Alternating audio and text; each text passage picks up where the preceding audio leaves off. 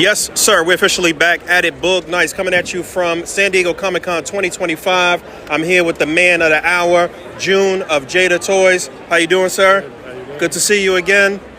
Wonderful, wonderful panel. Let's just jump right in. I guess we don't have to really go over the details of every single solitary thing since you guys outlined that in the panel. But I just want to say, amazing, super excited. I'm going to bury the lead a little bit here. Super excited about Invincible. I'm glad you guys really are not going to make just Invincible cars. Tell me, what was the idea behind going with season 3 first? It was just like the new look. I know there's a lot of like fans who want the classic looks, but if you're familiar with our other lines, we always like to just go deep into the character lineup. So we're not just going to cancel this line after wave 1. So we're going to start with something that's kind of different. Was that a shot at some other company? No. I just want to assure people, because I've heard people say like, oh, I'm worried they're never going to get to Omni-Man, they're never going to get to original Invincible, but they are coming. So I wouldn't be worried about the classic characters not getting representation. It's going to be a matter of time. So this is just like a fresh, new approach to the line. I love the fact that you guys kind of flexed a little bit and did a brand new, smaller buck with lots of articulation. You want to give me a little insight into that, the engineering with that? Yeah, I mean, in general, like all the new engineering for all of our figures across our range in 2026 and beyond is all reimagined. So compared to our offerings today, they're much more improved, better range, better feel in hand, and we're able to apply that to all characters despite how big or small they are. So that's kind of like our aim, is to pack as much articulation where we can. Nice. I've been looking at them, and the rumblings, the word on the street is that the look and the feel of the figures are rivaling import. Yeah, so I think people were kind of saying when we did Street Fighter, we're kind of like, you know, like taking import and domestic and like creating a bridge between them. I really think the new figures, we're going to kind of like fuse it together to where it doesn't matter if it's an import or domestic. We're just going to try to make the best figure possible in looks and feel in hand. And hand feel is a big focus for us for this next year. Okay, so this is wave 1, just 3 figures in wave 1, and slated to release when? Within the first half of next year. Okay, so first quarter of 2026? Or second quarter, first or second quarter. And, you know, like, this is our first wave, but we're all in on this line. So we're already doing 3D on wave 2. We're already doing concepting for wave That was my 3. next question. So we're, like, really far ahead now. So but hopefully we could get these out a lot quicker than another line that might not be as much of a priority. So if you're an Invincible fan, you're going to get a lot of representation of characters in our line. I love that. I like that. Okay. Street Fighter. Let's talk about Alpha. Another thing that was, rumored to happen. So I mean, we had Street Fighter 2. That was our main focus. We completed it. And, Alpha was next in line for us, and we kind of started on that before knowing that there was going to be other Alpha offerings in the market. So for us, we kind of made a decision, let's just go with what we're doing, let's put out wave 1, and let's go from there. And same thing with Alpha, we are revisiting some existing characters and new looks, and brand new characters that were debuted in Alpha. But sculpting, engineering, everything is redone from the ground up as well. So, okay. You guys promised a reveal pretty much every day after the panel. So far we've seen Ryu, Charlie, and today we debuted Chun-Li. Chun-Li. And she's a fan favorite. She's a A-list character, but her look in Alpha is really different from Street Fighter 2, so we're super excited about that version of her. Okay. Who's your favorite character in Alpha? It's hard to say. So we put Charlie in wave 1 just because he's a new character, a unique character. He's been in a lot of crossover games, and he's just cool. He's Guile's buddy, so yeah. Okay, so I guess we might see Guile in wave 2?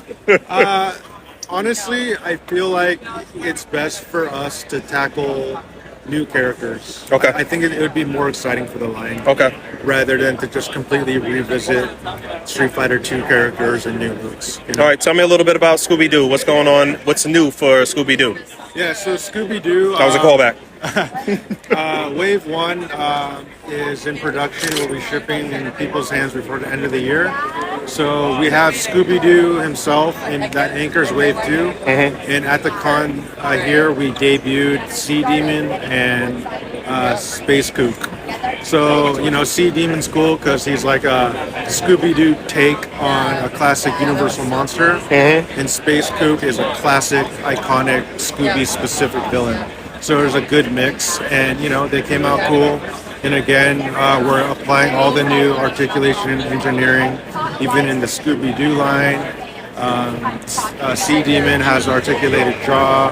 He has a more improved like butterfly joint and toe hinges, and all the monsters in the Scooby-Doo line will have alternate unmasked head. Nice. Which is a fun, like, unique feature that's only specific to our Scooby-Doo line. So. And you guys also revealed another member of the crew, right?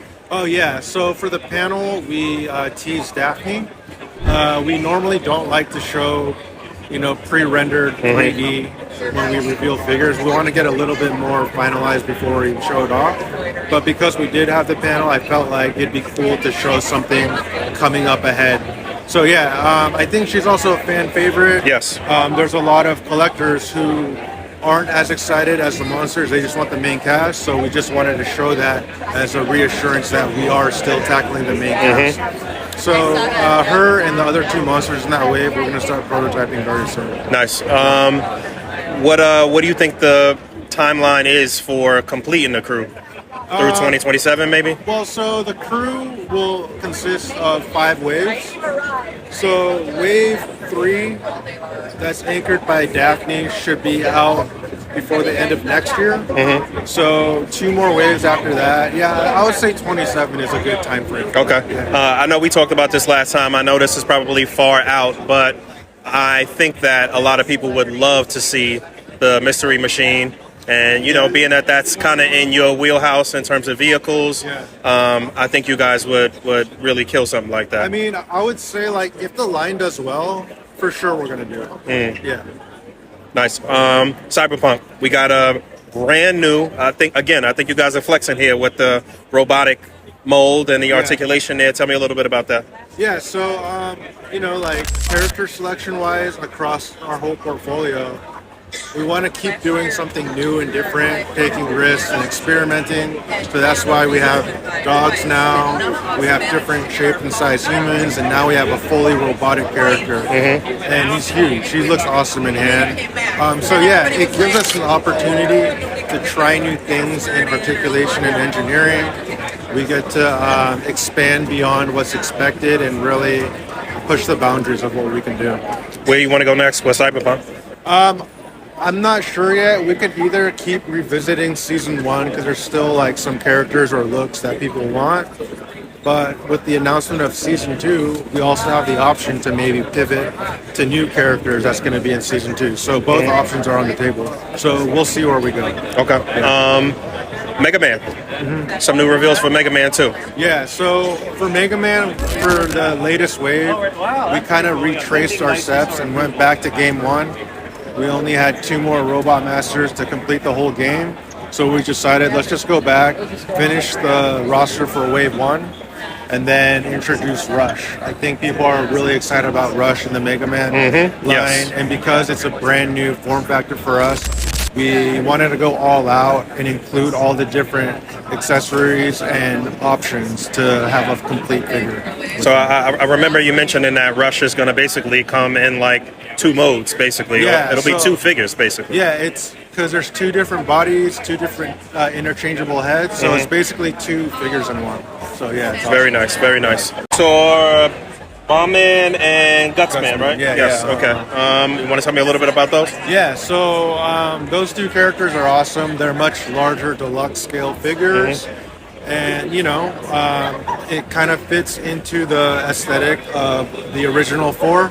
So once you get that, you have the completed 6 Robot Masters. And Gutsman has an articulated jaw. You can't tell, but you can open and close his jaw. Oh, nice. Very nice. Yeah. I do like that you guys did the little dudes with the Mets. Yeah. A nice little multi-pack. Yeah. Take note, Hasbro. Yeah, so what's cool about that is, like, even though it's a little character, it's still fully articulated. It has ankle joints with ankle rocker. The helmet on top is on a swivel, so you could move it around for different nuanced looks. You could even pop the helmet off and put the helmet on the ground like they're hiding underground. So yeah, a lot of display options for them. Tell me about you personally with engineering with some of these things. Is it something that some new point of articulation or some new engineering feat that you want to accomplish each time out with these lines? Yeah, like we don't want to create a formula and just apply it to everything moving forward. We just want the articulation scheme to be imagined per character, because every character has a different design, different form factor. So kind of like what I was saying earlier, we just kind of want to like break down the boundaries of what's expected from a domestic and an import, and just pick and choose the best of both worlds, and just create the best option regardless of what side of the pond they're on. What's one of the things that you guys showed off this weekend? That's one of your prized possessions, one of your fan favorites? I think, well, what's funny is the Invincible announcement kind of overshadowed all the new stuff. So everyone was talking about Invincible. But you did it right. You guys left it for the end of the show. So, but besides Invincible, I think, Adam Smasher is awesome. I think that was kind of unexpected. I don't think people thought we were going to do it. And that also, because it's a robotic body, we're able to experiment with very unique articulation points, like slide out pieces to compensate for the parts that are hindering to really maximize the range. And he's also going to come with a lot of awesome accessories. Like, for example, like he has like a shoulder mounted cannon. There's going to be a plug-in piece, so it looks like the rocket is like in flight coming out of it. And that's one of the many cool accessories he's going to come with. I think Rush is really cool. Scooby's really cool because it's a very unique body type, and I think we've really dialed in. I mean, honestly, I'm just saying everything at this point. So, yeah. Right? I mean, it is what it is. You guys got a lot of great product. I know you guys are a fan favorite with our audience, so we're looking forward to the future and near future and the future. So, you guys been doing a great job. Thanks, Juhn. I appreciate you. Yeah, you too. All right. Signing out.